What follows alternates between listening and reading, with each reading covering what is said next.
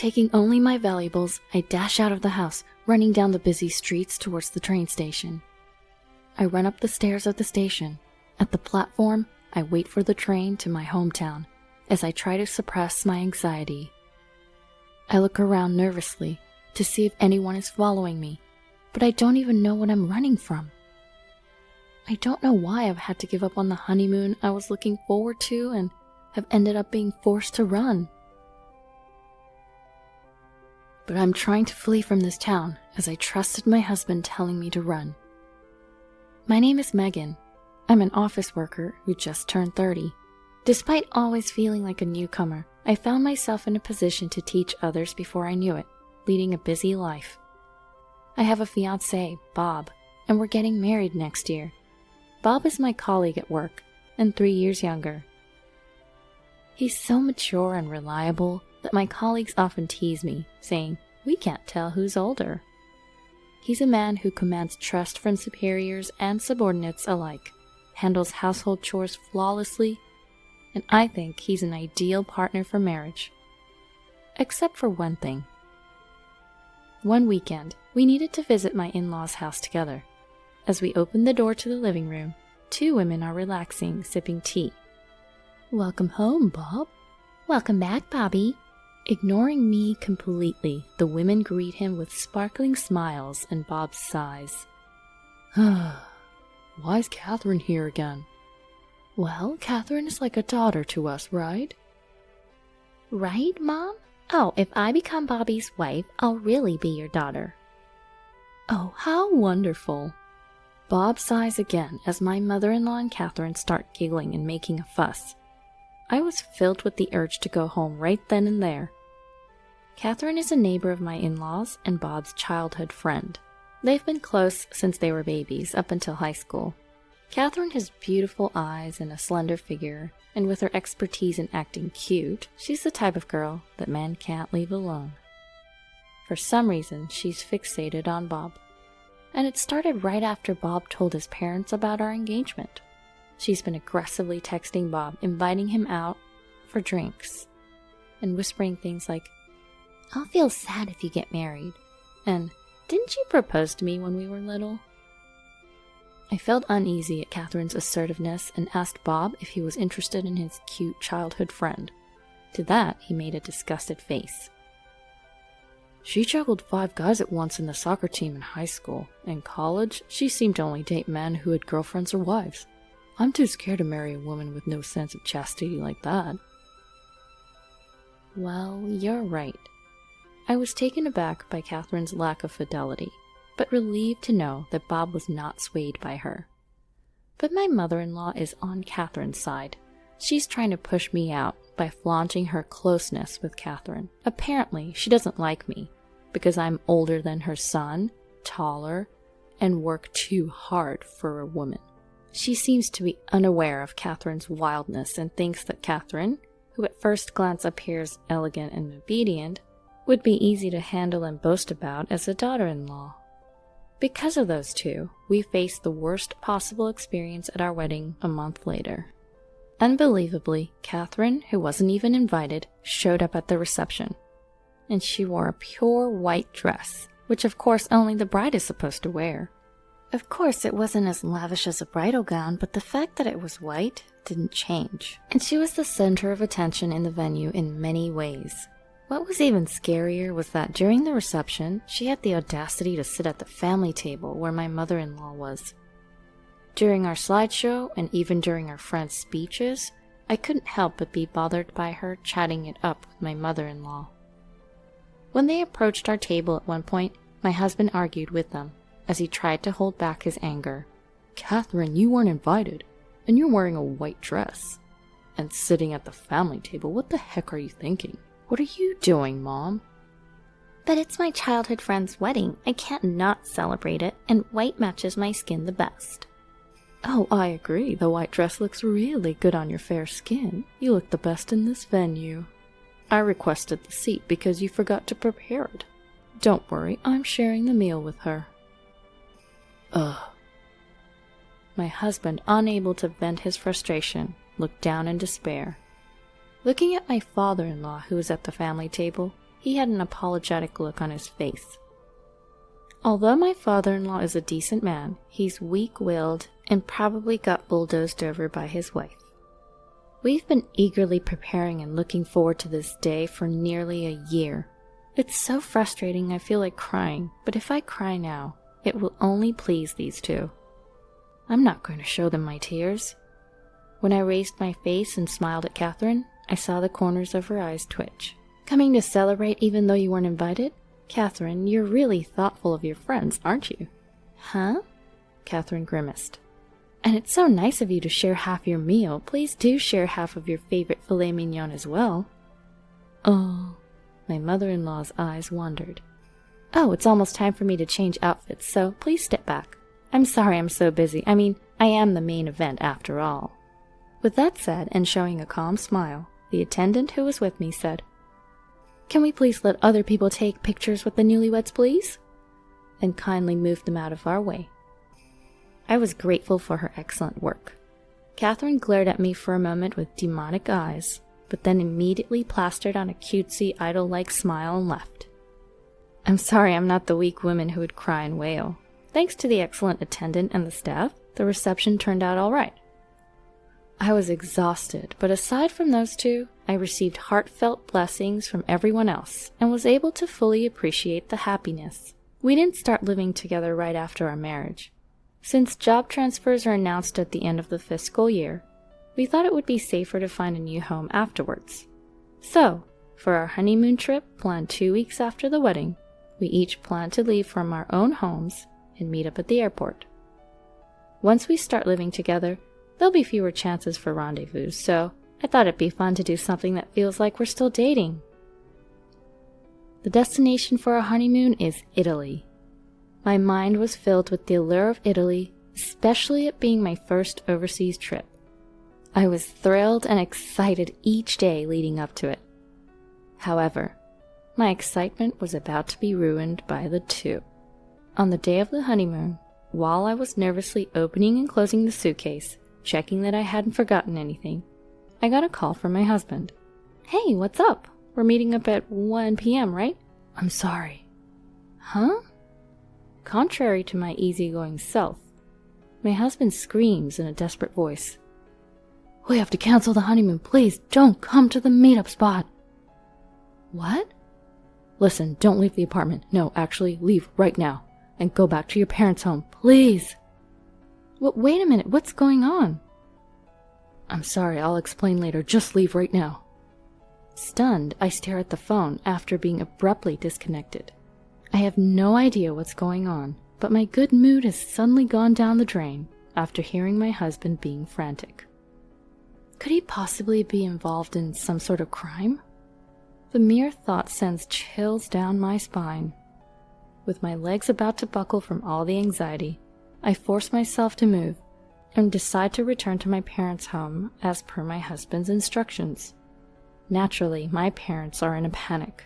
Their daughter, who was supposed to be going on her honeymoon, has come home with a pale face. Seeing the disgraceful behavior of my mother-in-law at our wedding, they were even more worried. Even if I wanted to explain the situation, I too was at a loss because I didn't know why I was there. Then I got a call from an unknown number. I sensed something was not right. It was the police. Fearing that I was indeed involved in a crime, I pressed the answer button with bated breath. The police officer, with a much softer voice than I expected, explained why he had called. We got a call about a couple of women screaming and banging on your apartment door. They seemed quite agitated, so we took them into custody. The older woman claims to be your mother. What? Wait, me? Because I had put the call on speakerphone, my mother, who was listening next to me, let out a bewildered shout. Even the police officer on the other end, hearing my mother's voice, seemed taken aback with a surprised, "Huh?" I was dumbfounded for a moment, but I soon realized who the older woman was. It was my mother-in-law, and I assume Catherine is with her too. I don't know why they came to my house on the day of our honeymoon, but I'm sure they're the reason my husband was panicking. Our flight was now hours ago. Because of these people, our honeymoon is gone. No Venice, no pizza, no pasta, no tiramisu, no maritozzo, all of which I was looking forward to. This is awful, just awful. I'm never forgiving them. My mother is sitting right next to me. Those people are complete strangers, I stated firmly to the police officer. Hold on, Megan, it's me. I could hear my mother-in-law screaming from the other end of the phone, but the officer must have sensed something as he smoothly ended the call with, "Thank you for your cooperation." I suspect that my mother-in-law and the others came to my apartment with the intention of causing me harm. How crazy is it that they would claim to be my mother when they're in trouble? Several hours passed. My husband showed up at my parents' house late into the night. As I suspected, the ones who were held by the police were my mother-in-law and Catherine. Somehow, they found out that we were meeting at the airport, and they had planned to stop me from going to Italy. Then, Catherine planned to run up to my husband, waiting at the airport, and lie to him, saying, "Your wife has run off with another man," planning to comfort my distraught husband, and maybe even take my place on our honeymoon and deepen their relationship. I wonder if they really thought they could easily take my place right before departure. It's not like this lie wouldn't be exposed when we returned from our honeymoon. What short-sighted thinking, I thought. But their dreadful plan didn't end there. After stopping me, they intended to take me to a man my mother-in-law had chosen. To my mother-in-law's 50-year-old unemployed brother. For that purpose, they had Catherine's cousins waiting in a car, which gave me chills. If this plan went through with my mother-in-law's brother and me, and my husband and Catherine, my mother-in-law thought we probably wouldn't be able to stay as a couple. It was a terrifying plan. How my husband found out about this terrifying plan was thanks to my father-in-law. He happened to hear my mother-in-law and the others making plans and secretly contacted my husband. My husband was planning to do a little work before heading to the airport, so when my father-in-law called, he was still at work. He immediately called me in a panic. By the time he delegated his work to a colleague and arrived at my apartment, my mother-in-law and the others had apparently already been taken away. After that, he went to the police with my father-in-law, sorted out various things, and finally managed to get here. My husband apologized profusely for the actions of my mother-in-law and the others, and for our cancelled honeymoon. He did everything he possibly could, and seeing how worn out he had become in just one day, I couldn't bring myself to blame him. But I will never forgive my mother-in-law and Catherine. I will never forgive them no matter what. From that day on, I switched from defense to offense. First, I claimed for the cost of repairs to my apartment door that they had destroyed, various fees to the management company, and the cancellation fees for the honeymoon. Apparently, they were enraged, thinking I was playing hooky and kicked the door, and even hit it with a nearby fire extinguisher. The door was a new high-end one that I had just replaced, so the repair cost was high. I also had splurged on the honeymoon, so everything in total came close to $20,000. Of course, they resisted. "No, I'm not the one to blame. It's Bob who won't admit he loves me." All I wanted was your happiness, Bob. Huh? I get it. "Bob, you really are kind." If you're not willing to pay, we're going to court. Court? If we go to court, we'll also pursue the fact that you tried to kidnap my wife. The costs and the amount claimed are likely to increase. At the mention of the word court, the mother-in-law began to tremble, and Catherine began to sob. "But Bob, you forgive me, right? I'm your precious girl, aren't I?" I'll never forgive you. Eek! Catherine let out a small shriek at the cold glare of my husband. "But I love you so much, it's cruel. You do love me too, don't you, Bob?" There's no way I could love a woman who casually dates 5 guys at once or goes out with a married man. What? 5 guys? The mother-in-law looks at Catherine in shock. I also back up my husband. You say you love Bob, but you only started saying that after he and I got engaged, right? Even if you're not interested in a man, you suddenly want him when he's someone else's. The mother-in-law glares at Catherine. She must have hit a nerve. Catherine's eyes dart around in panic. Then she points at my mother-in-law and shouts, You're the main culprit. She tried to use me because she didn't like her daughter-in-law. Oh my, you're trying to pin the blame on me?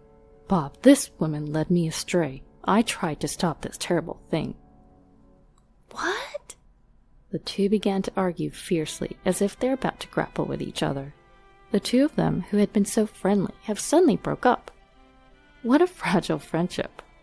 In the end, Catherine's parents and the father-in-law intervened, and it was decided to split the claim amount exactly in half.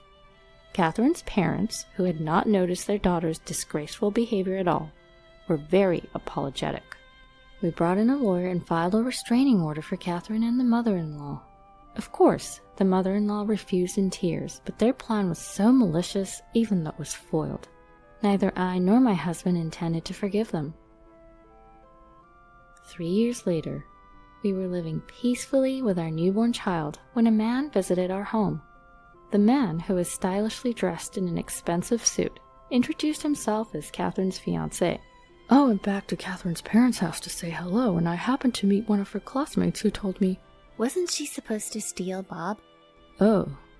My husband, hearing Catherine's name for the first time in a long time, face palms. The classmate Catherine and her fiancé met must have attended our wedding and seen Catherine's disgrace. I thought it was a joke, but I was concerned about Catherine's pale face. I'm sorry, but I had it investigated. You and Catherine were childhood friends, but you're not dating now, are you? Of course not. We've never even dated. When my husband emphatically said this, the fiancé looked relieved. But she might be dating someone other than me. What? The Catherine I know is the type who dates a different guy every day of the week. What?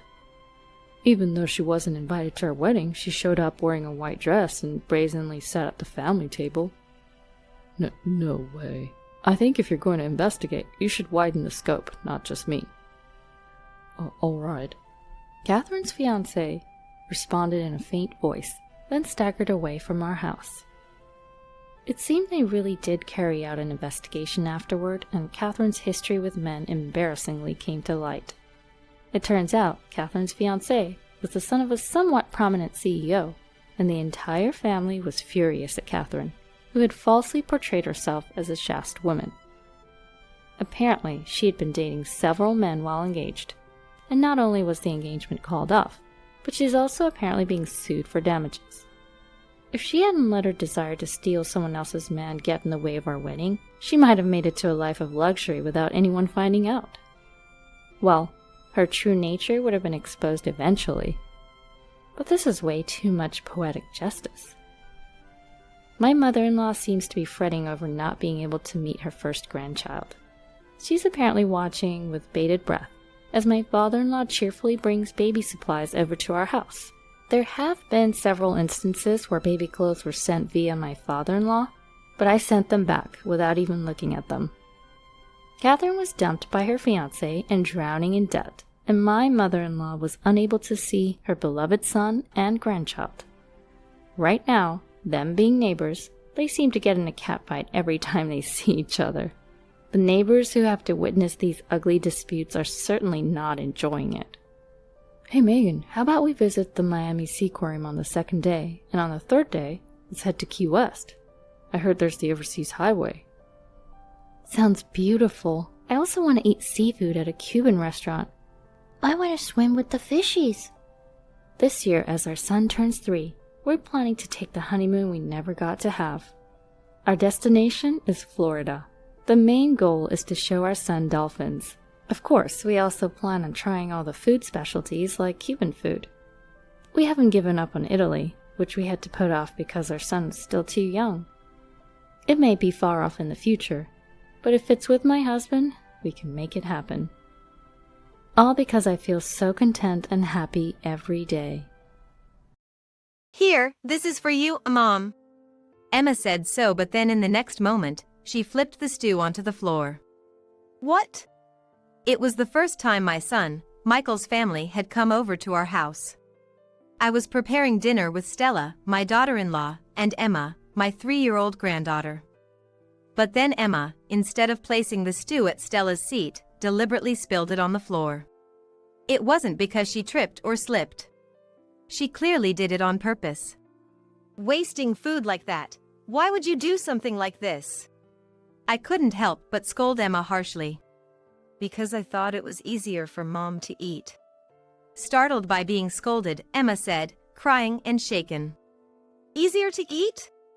I couldn't believe Emma's words and unconsciously repeated them. Mom always eats on the floor. What do you mean? Sobbing, Emma tried to explain. Hearing Emma's surreal words, I looked at Stella to question her. Seeing Stella with a pale face and her shoulders shrunken, I felt she was hiding something. Good morning. Today, as always, while looking at the portrait of my deceased husband, I greeted. I have been living alone since my husband Ian passed away a few years ago. The expression on Ian's face in the portrait is grumpy, with a deep furrow between his brows. Thinking back, I hardly ever saw him smile during his lifetime. Our marriage was arranged, and from the beginning, we were careful with each other. We barely spoke, each of us strictly keeping to our roles. A happy marriage seemed far from achievable, and we never went out together even on holidays. At that time, I didn't have friends to call my own, and of course, it was a time when there were no mobile phones, so I came to think that's just what marriage was. Ian would lock himself in his room or go out alone on weekends, coming back late at night. And sometimes we wouldn't even talk at home, always an icy atmosphere prevailing. Yet, my in-laws were persistent in wanting to see a grandchild. Suspecting illness due to the lack of childbirth news, they urged me to go to the hospital repeatedly. Ian, for his part, seemed annoyed being nagged, shared the bedroom with me just for one night. Luckily, I became pregnant and decided to pour all my love into raising the child. Ian showed no interest even as my belly grew, mercilessly assigning me household chores even when I was immobilized by morning sickness and wasn't even there for the birth of our child. When I was too exhausted and asked Ian for help, he dismissed me by saying he was busy. However, when our son Michael was born, Ian changed as if he were a different person and actively involved himself in parenting. For the first time, Ian suggested we go shopping together with Michael. What kind of picture books should we read to Michael? I couldn't hide my joy and spoke to Ian more than usual. Wouldn't this outfit look nice on him? Contrary to my excitement, Ian still had an angry look. He hardly responded and dismissed all my choices with a sigh and told me that he would decide everything. I wanted us to cooperate in parenting, but Ian rejected everything I tried to do or say. Only a man can understand what a boy needs. And eventually, even when feeding Michael, he said he wanted to focus on the meal, so he moved to a separate room. Ian was quite strict about everything from how to hold a fork and a knife and to the order of eating. It took 6 months before Ian approved of Michael's eating manners and allowed him to eat with me. The first time I saw Michael eat, I was astonished by how neatly he did it. He never complained or showed weakness, focusing solely on his studies and not playing with friends. Michael, well done. Why don't you take a break sometimes? I tried to comfort Michael with some cake as a snack while Ian was away. Sweets aren't good for the body. He refused without even glancing my way. As Michael entered high school, he joined the baseball team, wanting to train his spirit, and became a star pitcher of the team. Even after that, thanks to his disciplined effort, he tackled everything with all his might and graduated top of his class from a prestigious university known for its difficulty. Raised by the strict Ian, Michael grew up to be so graceful in his movements that people passing by on the streets would stop and stare. It seems he was even approached by several women for dates. I once saw Michael sighing to himself. Michael, isn't there someone you're interested in? I find it more meaningful to spend my time honing myself, rather than romance. His response to my casual question was marked by an even deeper sigh. Eventually, Michael made neither friends nor lovers, always a lone wolf, establishing himself as an object of admiration from afar. After university, he landed a job at a major publishing company, enviable to many. The publishing company kept him busy, and Michael lived a life of constant business trips, hardly ever returning home. He woke up early every morning and returned home on the last train. With such a lifestyle, he had no chance for encounters, dedicating his days to work alone. Even the formidable Ian would be asleep by the time Michael came home, so I secretly prepared snacks for him. A man's body is his capital. Ian had always fed Michael a perfect meal of one soup and one dish, and so he was forbidden snacks, especially midnight snacks. However, no matter how balanced the diet, it was clear that the hard-working Michael was gradually losing weight due to insufficient nutrition. He's going to collapse if he keeps this up. Michael initially refused the midnight snack, wanting to go to bed early. But one day, after exchanging such words several times, Michael's stomach growled loudly, cutting off his words. "The stew is ready." I said, "I want to go to sleep." "See, the stomach doesn't lie," I gently told Michael, who turned bright red and looked down. "Is it really okay for me to eat?" "Of course. I made it for that reason." "Thank you." With a slightly trembling voice, Michael carefully brought the spoon to his mouth. Then, with his spoon in his mouth, Michael froze. "Michael, what's wrong?" "It's delicious." It seemed the taste was shockingly good for Michael. He devoured the steaming stew, even asking for seconds. After finishing 3 plates, Michael showed a smile I had never seen before. "Ah, this is the best feeling. I didn't know there was something this delicious. You've worked hard every day. I'll prepare a snack for you tomorrow night too." From that day on, Michael began to eat the midnight snacks I prepared with curiosity. Thanks to that, Michael's weight returned to normal, unbeknownst to Ian. The time for midnight snacks, the only time Michael and I spent together, became the time I also looked forward to as well. "Mom, what's for tonight's snack?" "Tonight, it's ramen." "Ramen? I've been wanting to try that." For Michael, who had never eaten out, the midnight snacks I made were all first-time experiences. Every time, Michael would light up like a child and eagerly eat up the meal. And so, seeing Michael off to work in the morning as usual became part of my daily routine. Michael, having regained his health, made significant progress at work, becoming regarded as the star in the company.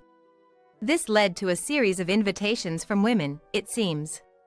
Seeing this, Ian, perhaps unable to stand it, recommended an arranged marriage, and quickly, the discussions concluded, and Michael ended up getting married without any prior dating experience. Michael married Stella, a woman who worked as a secretary to the president of a famous company. Though she was of a quiet demeanor, she appeared to be a polite, serious person. "I am inexperienced, so I ask for your kindness." At our first meeting during the introduction, Stella greeted us politely, a rarity these days. "I will do my best to be a good wife and support Michael." Stella smiled softly, narrowing her beautiful eyes, and I thought she looked as beautiful as a blossoming flower. "We're going to be family, so don't hesitate to rely on us for anything." Happy as if I had gained a daughter, I exchanged contact information with Stella and told her so. Stella, coming from a family that lived a bit far away, nodded happily to my words. "Thank you very much. It's very reassuring." Then, the newlyweds moved to the neighboring town. Anticipating they might have a lot of unfamiliar things to deal with in their new life, I decided to frequently send messages via mobile phone. However, when I asked if they needed any help, Stella, who was already domestic and skilled in household chores, seemed to have quickly won over Michael's heart. It appeared Michael often had to go on business trips due to work, but they seemed to get along well, going shopping together on holidays. Not only that, but Stella also took care of me by giving me candies when I had a sore throat or recommending a good plaster when I mentioned I had hurt my back, always considerate towards me. She would quickly reply to my messages, so I thought there was no need to worry. When I told Ian about Michael and Stella, he nodded as if to say, of course, making me completely at ease. "I'm happy to see them so happy." Michael and Stella were blessed with a daughter named Emma in their 4th year of marriage, bringing me great joy. And I think even Ian softened a bit. However, life doesn't always continue happily. Before Emma turned 2, my Ian suddenly collapsed. Ian, who had lived a life rarely seen smiling, seemed to have been unknowingly harboring stress. By the time he was advised to be hospitalized, it was too late, and cancer had spread throughout his body. And so, Ian passed away, leaving us behind. After the funeral, as I started living alone, messages from Stella, which used to come frequently, gradually became scarce. Even when I offered to help with childcare, I was gently refused, not wanting me to go through the trouble. It started after Ian's funeral. Stella suddenly began acting strangely, and when I inquired about Emma or their life, her responses were curt, and sometimes there was no reply at all. She wouldn't answer phone calls, and I worried every day. Feeling the distance between Stella, Emma, and myself, time passed, and before I knew it, Emma was 3. Thinking at least for Emma's 3rd birthday, I decided to send a message about having a meal at my house. Happy 3rd birthday to Emma! Have you gotten used to parenting? Yes, thank you. It's been a while since we've seen each other. How about a meal at my place? No, thank you. Stella's cold reply made me sigh. I haven't had much to look forward to since I became alone. I want to celebrate my first grandchild's 3rd birthday. After sending such a message, perhaps my feelings got through, as she curtly replied, "All right, we'll go." I had doubts about Stella's sudden consent, but the joy of meeting Emma soon dispelled them. And finally, the day of the family meal arrived. Stella, it's been a while. I greeted Stella and her somewhat tense family with a smile. Sierra, it's been a while. Thank you for inviting us today. Wondering if they were nervous after such a long time, I let them into my house. Come on, Emma, say hello to Grandma. Emma, who had been shyly hiding behind Stella, came forward quietly when encouraged and bowed politely. Grandma, hello. Contrary to Stella's uneasy and somber demeanor, Emma greeted me with a bright smile. Emma, hello. I made stew today, let's eat together. Yay! I love stew. It was the first time I had seen Emma since she was just a baby. I was worried she might be shy, but Emma's cheerful and innocent demeanor lifted some of my anxiety. However, Stella, hunched over and unusually vigilant, was not the Stella I knew. She used to be considerate and attentive to her surroundings. While I was concerned about Stella, I decided to wait and see, understanding she might have things she didn't want to talk about. Where's Michael? Stella, looking unsettled, scanned the inside of the house. Oh, Michael will be coming directly from his business trip, so he'll be late. I received a message. Stella, you didn't know? That's right. I'm sorry, I might have missed the message. Stella seemed relieved for a moment and hastily checked her mobile phone as if to hide her expression. I'm sorry, I had a message too. I can't believe I missed it. I feel like a failure as a wife. Stella's blue face and the way she berated herself seemed excessive to me. The message had just come in, so there was no need to worry so much. However, I didn't press further in front of Emma. It's not your fault, it's okay. Sit down, and I'll reheat the stew. Sorry. Her voice was so low I had to ask again. Stella, did you say something? Nothing, it's nothing. Stella seemed even more withdrawn, making me feel she was hiding something from me. It was just a hunch, but these intuitions often prove correct. I'll help you carry it. Emma ran over with an innocent smile, cutting through the tense atmosphere. Oh, thank you. But stay back from the stove, it's dangerous. Emma's offer to help was impressively mature for a 3-year-old. Stella, meanwhile, sat down hesitantly and stared solemnly at her spoon. Here you go, be careful, it's hot. Okay. Emma energetically took her plate and slowly walked over to Stella. And then, here, this is for you, Mom. Emma said, and in the next moment, did something unbelievable. What? Emma deliberately spilled the stew on the floor instead of placing it at Stella's seat. It wasn't because she tripped or slipped. She clearly did it on purpose. Why would you do something like this? Wasting food. I couldn't help but scold Emma harshly. Because it's easier for Mom to eat. Surprised by the scolding, Emma said, crying and shaken. Easier to eat? I couldn't believe Emma's words and repeated them unconsciously. Mom always eats on the floor. Eating on the floor? What do you mean? Mom always eats on the floor because Dad makes her. Emma tried to explain, sobbing. Hearing Emma's surreal words, I looked at Stella, who was trembling and pale. Stella, what's going on?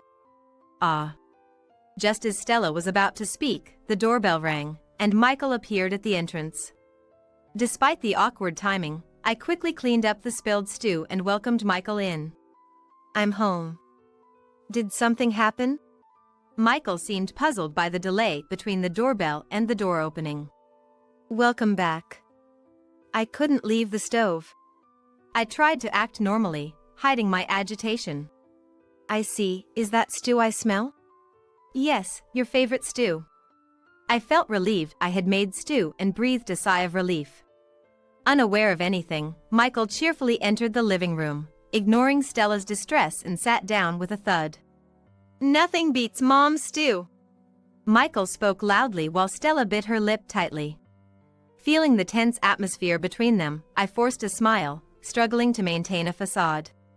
I was skeptical about Michael making her eat on the floor, but I sensed their relationship wasn't good.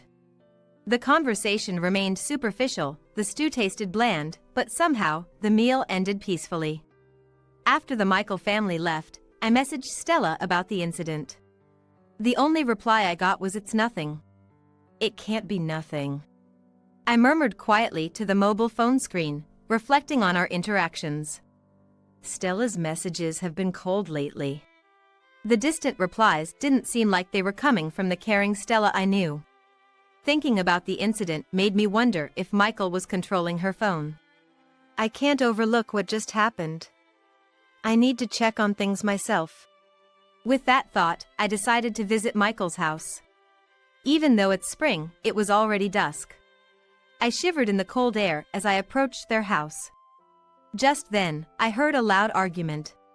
It's your fault. What? That was Michael's voice. Panicked, I pressed the doorbell. Michael, with a forced smile, greeted me. Mom, we just said goodbye. What brings you back? I need to talk to Stella. What? Well, Stella's tired from the visit. I'll pass the message. Michael blocked my way, visibly flustered. This is an important matter between women. My firm tone left Michael with no choice but to let me in. Stella? Looking around inside, I noticed the bathroom light was on. I'm going in. As I headed to the bathroom, Michael hurried after me, panicking. Stella's in there. You can't go in now. But I entered the bathroom before Michael could stop me. And what I saw was unexpected. Stella! Stella was in the shower, drenched, sitting on the floor. Sierra. I was cleaning the shower and accidentally turned it on myself. Stella weakly smiled as she spoke to me. This is terrible. You'll catch a cold. After finding a towel, I wrapped Stella in it, drying her hair and arms. I can't believe this. Sorry, Mom. Stella always messes up when I'm not watching. Michael didn't even attempt to get a towel, instead crossing his arms with an angry look. Stella was in a daze, quietly letting me help her. Seeing Stella's slight shivers, I couldn't deny Emma's words were true. Stella, I've dried you off somewhat, but you need to change immediately. Sierra, I'm sorry. Thank you. Always like this. Stella can't do anything without me. Michael complained, but Stella's fear was evident. Pretending to use the bathroom, I discreetly called the police, and soon the doorbell rang, signaling their arrival. Who's that? Michael answered reluctantly. We received complaints about loud noises from this house. The officer said, to which Michael lied about a misunderstanding. The officer insisted on speaking with us after checking the neighborhood. Today's a bad day. Scratching his head, Michael opened the door. 3 officers entered swiftly, one securing Stella and Emma while the others restrained Michael. What? Michael resisted desperately, but the officers were unfazed. What the hell? What did I do? He knew he couldn't fight off the police, but he still tried to make himself loose. To that the police said in a low voice, "If you don't calm down, you're obstructing the execution of our duties." Michael turned pale and suddenly became quiet. Meanwhile, Stella, overwhelmed by the sudden events, saw the subdued Michael and burst into tears. Looking at me and the officers, she spoke quietly. "I can't take it anymore." Stella revealed her pent-up frustrations. "As soon as we got married, he submitted my resignation without my consent. I protested to the CEO, but no one believed me." Rumors had spread that Stella complained about her low salary and was unhappy with the CEO, none of which were true. Ultimately, her resignation was accepted despite her objections. Life became hell after I became a housewife. First, her mobile phone was taken away. In her unfamiliar married life, it seems Stella had many things she wanted to discuss with me or her parents, but Michael wouldn't listen. Especially about meals. Whatever I cooked was always criticized as bad. I wanted to ask Sierra for recipes, but was told to figure it out on my own. At first, it was just verbal criticisms, so Stella thought she could bear it. Things got worse when Emma was born. He did help with childcare, but... Michael appeared to be a kind and good father to Emma, but his verbal abuse towards Stella in her presence increased. After Ian passed, the harassment intensified. Verbal abuse became a routine. Stella was ordered to eat meals on the floor and endured days of being overworked by Michael. When they went shopping, she was only allowed to buy what Michael specified, limiting her outings to the bare essentials. Any slight dissatisfaction from Michael, like a lightly cleaned area or a wrinkled shirt, resulted in Stella being doused with cold shower. Using water as a means of harassment left no physical marks. I had no one to turn to. It was so hard. Tears fell again from Stella's eyes. She confirmed my suspicions of her suffering under Michael's harassment. "You've been enduring all alone. It must have been so hard." I regretted not noticing the signs earlier. As I comforted Stella, I reflected on my actions. Michael faced interrogation after everything was revealed. During the interrogation, Michael sat arrogantly, denying any wrongdoing. An officer, unable to overlook Michael's behavior, pressed him hard. Why Stella acted fearfully around Michael, and the reason Emma naturally spilled the stew on the floor were questioned. Even without visible marks, harassment traces could be investigated with modern medical technology, the officer sternly stated. Finally cornered, Michael confessed. "I've been under a lot of stress."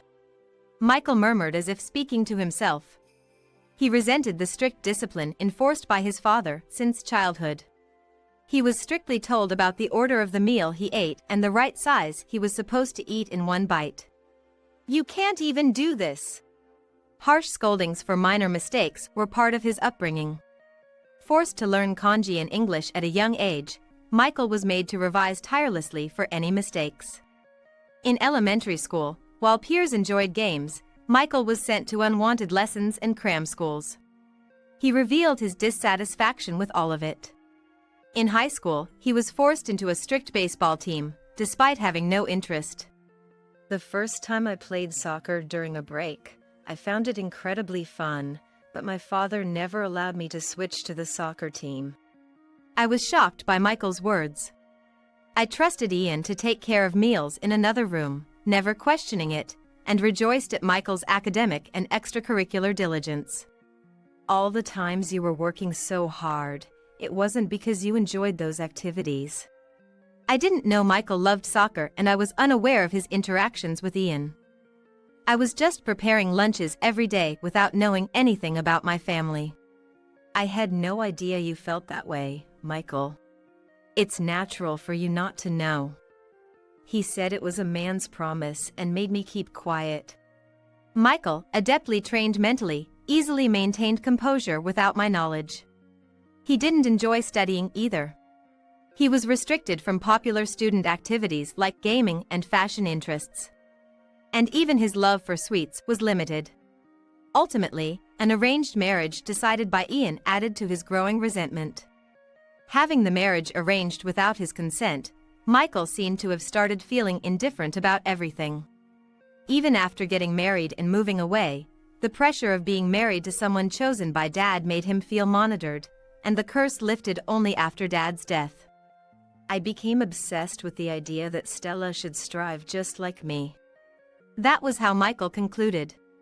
I thought I had raised Michael together with Ian. I had no inkling Michael was enduring such hardship behind my back. The guilt and powerlessness overwhelmed me. Despite Michael and Ian keeping silent, I bear responsibility for not noticing. Stella, this isn't something an apology can fix, but it was my fault for raising him poorly. I'm truly sorry. No.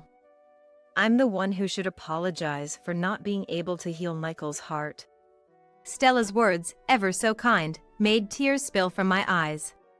Stella, you've done nothing wrong. I'm truly sorry for everything. Afterward, Michael was arrested for assault. Having shared his burdens, he seemed somewhat relieved. He will now have time to reflect and make amends. Stella decided to divorce Michael, taking Emma back to her parents' home. Sierra, thank you for everything. I haven't done anything worthy of your thanks. I decided to support Stella and Emma financially in Michael's stead. Initially hesitant, Stella accepted after I expressed a desire to maintain a good relationship. I'm sorry if I made you feel uncomfortable. I'll always consider you as my family. Thank you. Having a relationship with you and Emma is a great comfort to me. Stella, having settled into her new life, seemed to regain her bright smile. I regularly received photos of Stella and Emma. She also invites me several times a year to visit Emma.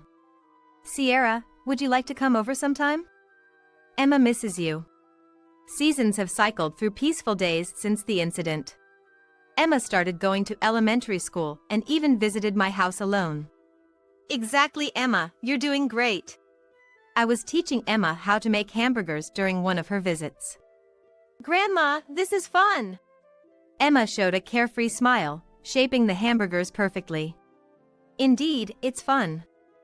It'd be nice if Mom could join us next time. Yeah. I'll make a lot. I deeply cherished these moments of happiness. Relieved that Michael hadn't inflicted lasting wounds on Emma, I wished for her to always be smiling. As we placed her small hamburgers in the pan, her eyes sparkled with anticipation for the completion of the meal. May your life be filled with smiles from now on. I whispered, as if making a vow.